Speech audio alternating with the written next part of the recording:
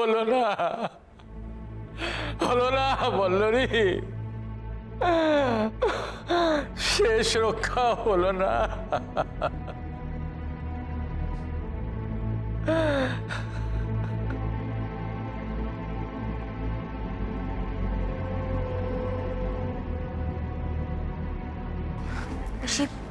তুমি বাবাকে গিয়ে সামলাও।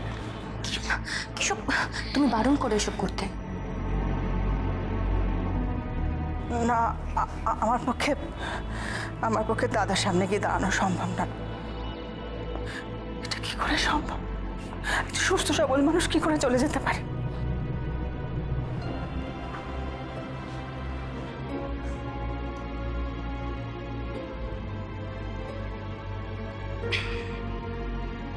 শোন না, রিখিয়া কিরম যেন নেতিয়ে পড়েছে।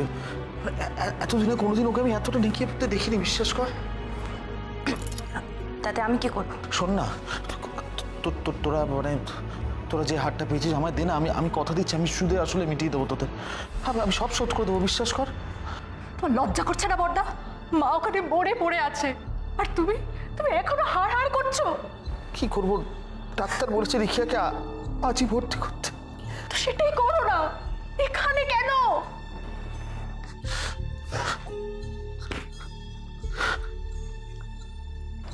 তুমি আমায় ক্ষমা করো কাকিমা, আমি তোর জন্য দুদণ্ড চোখের জলও ফেলতে পারছি না।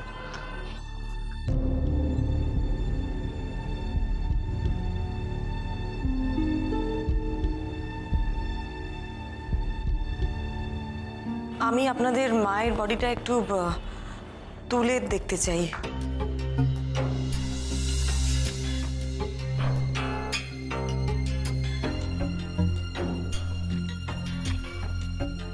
মানে আপনি হঠাৎ করে আমার মায়ের শরীরটা উঠিয়ে দেখতে যাবেন কেন? দেখতে চাই কারণ আপনাদের মায়ের মৃত্যু হয়েছিল ধ্যান করতে করতে, বসে বসে। আশ্চর্য তো, তাই বলে আপনি আমার মায়ের শরীরটা উঠিয়ে দেখবেন? দেখুন, আমার কেন জানি না মনে হচ্ছে আপনাদের মায়ের মৃত্যুটা স্বাভাবিক নয়।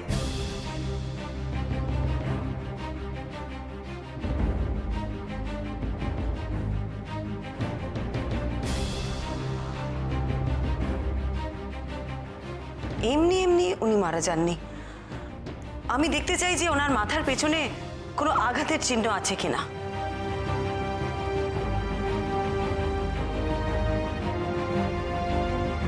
কিন্তু আপনার এরকম মনে হচ্ছে কেন? ডক্টর তো নর্মাল ডেথ সার্টিফিকেটই দিয়ে গেছেন। তাও আমার মনে হয় পুরো ব্যাপারটা আরেকবার দেখা দরকার। সবটা খুব স্বাভাবিকভাবে ঘটেনি ওনার সাথে। তুমি একদম ঠিক সময় আমাকে ডেকে এনেছো করবি। আর একটু দেরি হলেই তোমার গিন্নিমাকে শ্মশানে নিয়ে যাওয়া হতো, ওনার শরীরটা দাহ করে দেওয়া হতো। কোনো দিন কোনো সত্যি কারো সামনে আসতো না। কে করলো কাকিমার সাথে এটা? হ্যাঁ, ভগবানের মতো মানুষ একটা। কে আবার করবে? করে থাকলে তুমিই করেছো।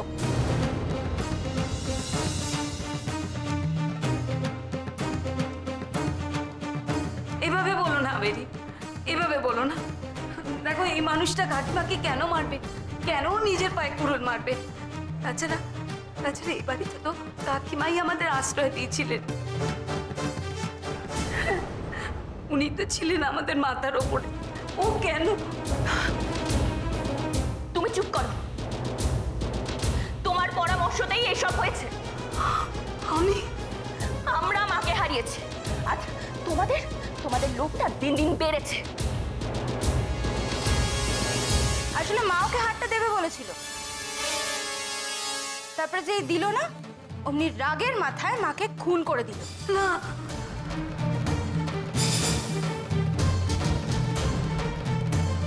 ঠিক আছে ঠিক আছে ঠিক আছে, এটা নিয়ে এই মুহূর্তে চেঁচামেচি করার কোনো দরকার নেই। সময় হলে ঠিক জানা যাবে কে খুনি আর কে খুনি নয়।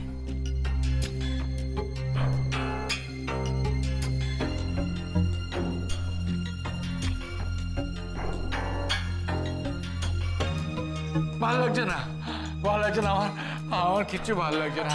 আমাকে আমাকে একটু ভেতরে নিয়ে চল বোন। আমার ভালো লাগছে না, কিছু ভালো লাগছে না, কিছু ভালো লাগছে না। আমাদের মেয়েটা কি করছে, জেগে এখনো? হ্যাঁ, জেগেই আছে। রেখে আর কি আজ একটু বেশি শরীর খারাপ, ওকে দেখতে পাচ্ছি না। হ্যাঁ, খুব। ও জানেন, আজকে না মনে হচ্ছে একটু বেশি রকমের বাড়াবাড়ি। আমার ফুটফুটে মেয়েটাকে না চেনাই যাচ্ছে না। পাগল হয়ে যাবো আমি, আমি পাগল হয়ে যাবো, বিশ্বাস করুন। আমি কি করবো বলতে পারেন, আমি কোথায় যাবো? ডাক্তার বলছে ইমিডিয়েট অ্যাডমিট করতে হবে, কিন্তু আমার টাকা কোথায়? আমার তো টাকা নেই। আমি আমার মেয়েটাকে, আজকে যদি কাকিমা বেঁচে থাকতো তাহলে আমার কিন্তু এই অসুবিধা হতো না। কাকিমা মরে গেছে, এরপর হয়তো আমার মেয়েটাও। না না, তুমি আমি একটু ওর ঘরে যেতে পারি? হ্যাঁ, আপনি ওর ঘরে যাবেন? হ্যাঁ, মানে আপনারা সবাই এখানে, ও নিশ্চয়ই একা আছে, আমি একটু ওর ঘরে যাব। ভালো তো, আসুন না, ও একাই যাচ্ছে, ওর সাথে একটু আসুন আসুন। এক মিনিট, আমি একটু ভেতরে যাচ্ছি, তুই সবার উপরে নজর রাখবি। হ্যাঁ, আসছি।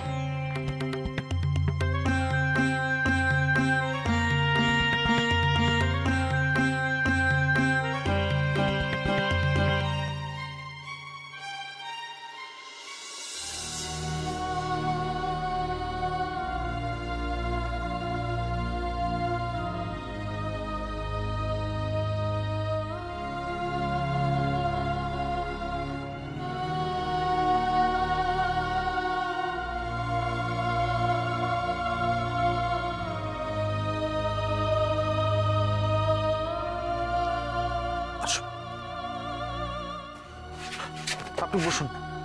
ঠিক আছে ঠিক আছে, আপনি ব্যস্ত হবেন না, বসছি আমি। মা দেখ কে এসছে। না না, তুমি উঠো না, উঠো না, তুমি শুয়ে থাকো, শুয়ে থাকো। উনি হলেন, আমি জানি, ওনার ছবি দেখেছি কাগজে। উনি পরমা মিত্র। আমার মেয়ের খুব গোয়েন্দা গল্প পড়ার শখ, জানেন তো। আমি যখনই কোনো বই কিনে আনতাম, ও বলতো যে দেখুন না, দেখুন ঘর ভর্তি সব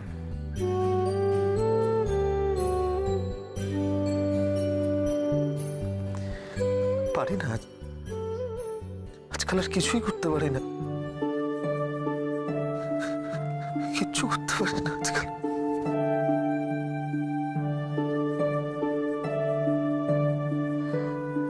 বিতানবাবু, আপনি একটু বাইরের ঘরে যান, আমি ওর কাছে থাকি।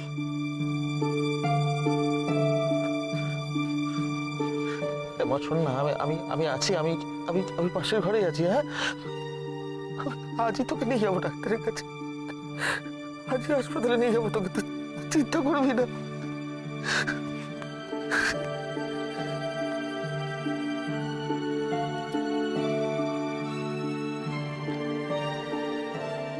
আপনি বসুন না।